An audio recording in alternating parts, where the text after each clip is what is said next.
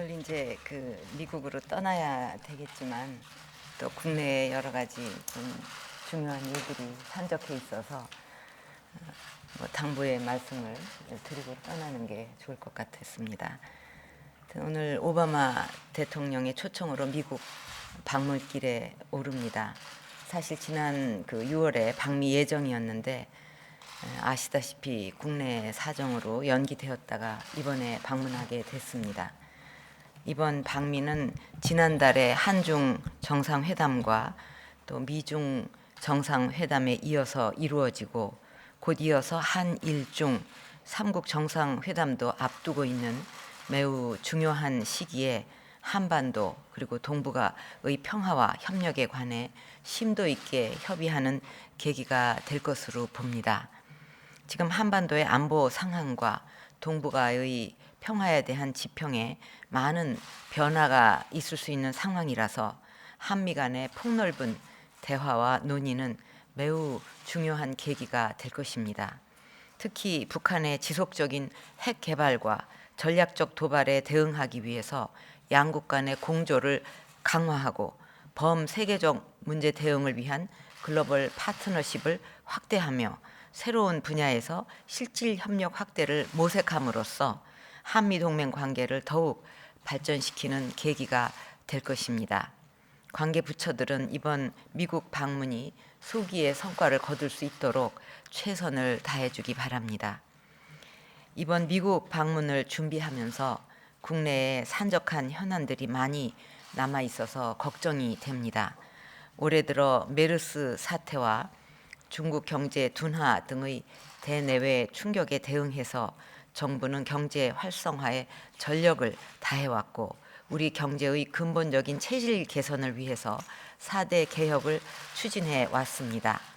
이런 노력에 힘입어 최근 경제가 차츰 회복세를 보이고 있고 세계 경제가 모두 어려운 가운데서도 우리 경제가 선전하고 있는 것이 국내외 여러 지표들을 통해서 나타나고 있습니다.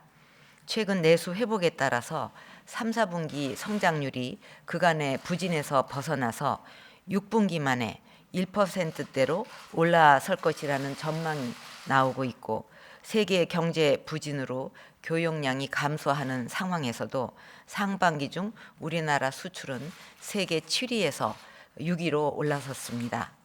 IMF도 우리나라 국내 총 생산이 작년에 세계 13위에서 올해는 세계 11위로 상승할 것으로 전망하고 있습니다.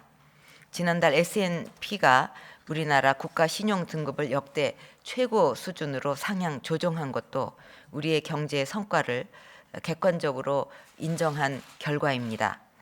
이것은 그동안 국민들이 가정에서 직장에서 힘을 모으고 최선을 다해 노력한 결과라고 생각합니다. 이제는 조금만 더 서로 힘을 합하고 서로 양보의 미덕을 가지고 여기서 뒤처지지 않도록 해야 하겠습니다.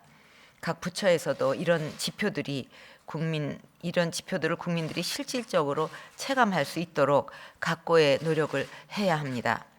경기 회복 기조가 더욱 탄력을 받고 공고해지도록 모든 수석들께서 사명감을 가지고 총력을 기울여 주시기 바랍니다. 우리가 경기 회복의 고비를 놓치지 않기 위해서는 노동개혁을 비롯한 4대 개혁과 경제 활성화 등 여러 중요한 국정 현안들을 반드시 해내야 합니다. 이제 국회에서 내년도 예산안 심사와 노동개혁을 위한 노동 5법 등 각종 중요한 법안에 대한 입법 심의가 본격적으로 진행될 예정으로 있는데 여야 모두 국민을 위해서 또 국민을 최우선에 두고 논의가 이루어지기를 기대합니다. 지난 9월 16일 국회에 제출된 노동개혁 5개 법안은 노사의 고통분담 결단으로 이루어진 17년 만의 노사정 대타협입니다. 그 어려운 결단이 무너지지 않고 큰 결실로 이어지기 위해서는 국회의 입법 뒷받침이 필수적이라 하겠습니다. 이 문제는 여야가 따로 있을 수 없고 정치적인 이해관계에 따라 변화되어서도 안 될 것입니다.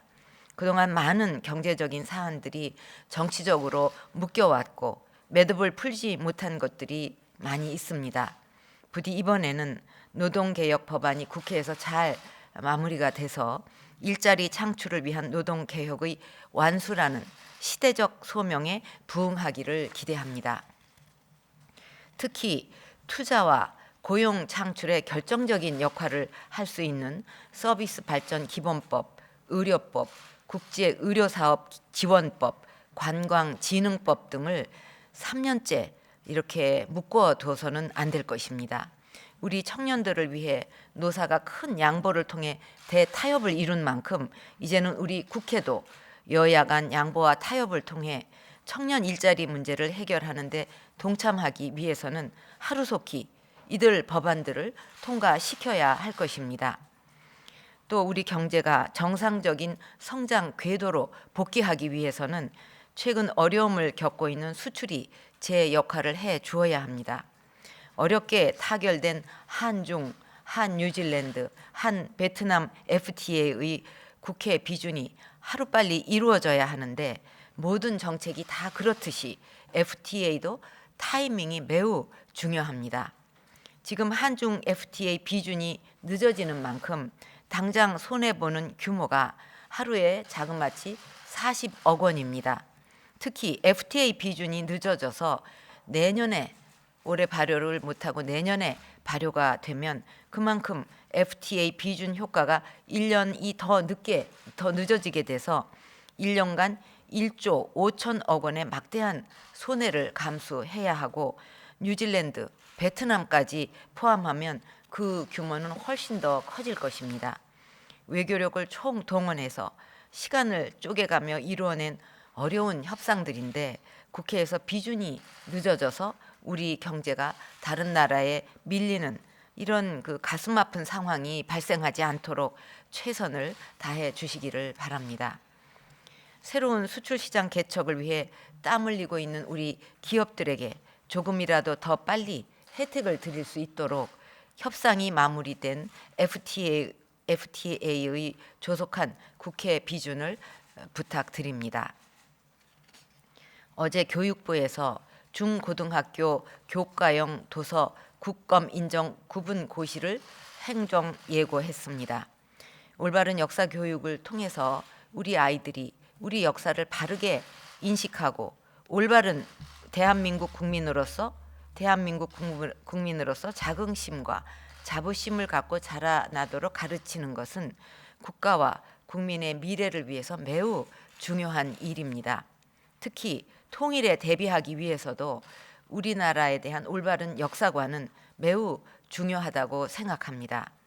지금 세계의 지평은 날로 넓어지고 있고 세계가 하나가 되고 있습니다. 특히 동북아와 그 주변의 지형 변화가 빠르게 바뀌고 있습니다.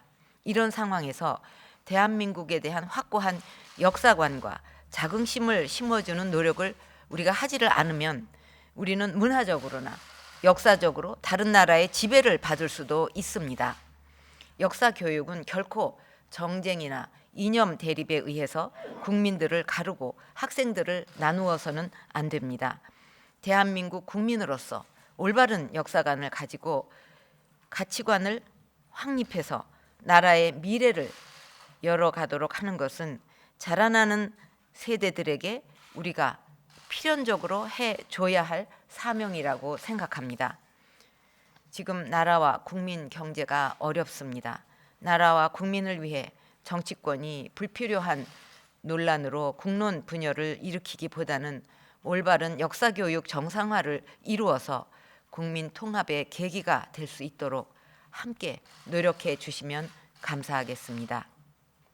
앞으로 각계 의견을 잘 반영해서 올바른 역사 교과서가 만들어질 수 있도록 해 주시기 바랍니다. 그리고 비서실장과 각 수석들께서는 방미 기간 중 국정 운영에 차질이 없도록 소관 업무에 대해 책임감을 가지고 만전을 기해 주시고 또 우리 앞에 그 놓인 주요 국정 현안들이 신속하게 해결이 돼서 우리나라가 힘찬 도약을 이룰 수 있도록 최선을 다해 주기를 바랍니다. 이상입니다.